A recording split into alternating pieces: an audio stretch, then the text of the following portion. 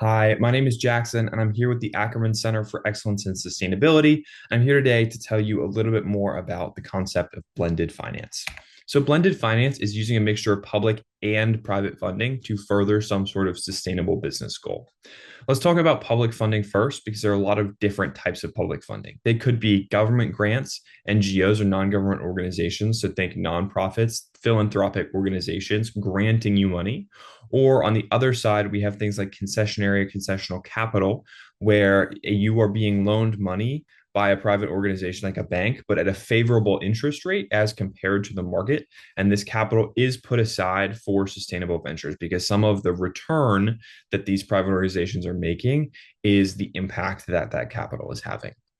Private funding is the more traditional side that we see in business. You can think venture capital, or you can think debt like a bank loan or a business loan. And what we're doing in blended finance is combining these two, and we're leveraging our initial public funding to attract private investment to say, look at all of this capital that's been allocated towards our success as a business. That's why one of the reasons that you should invest with us. Then private funding, we're looking to return capital to shareholders while advancing sustainability goals, unlike NGOs or government ventures where you're just using that money. So let's talk about some success stories from our Lift Challenge. In 2023, the winners were called the Hempak Collective, and they provided farmers with loans to start producing hemp in their crop rotation because hemp is a really good sustainable crop that's used for a lot of different textiles and fabrics. Then it also matched farmers with hemp wholesale buyers so that they could start generating revenue based off of adding hemp to their crop rotation. They used a mixture of private and public capital, which allowed them to reduce the risk and time needed for stakeholders to experience a financial return.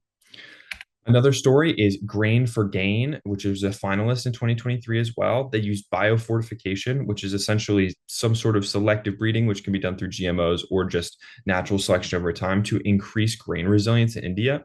They use philanthropic funding to jumpstart the distribution network and education for farmers so that they could start this biofortification process because biofortified grain is more resilient. And so, in times like now of increased volatility in weather and in climate, they're able to generate more stable revenues and also have a more nutritious crop. Thanks again. I hope we were able to teach you a little bit more about the concept of blended finance. Feel free to join us this summer and fall for our Lift or Launching Investment for Future Transformations Challenge here at ACES. Have a nice day.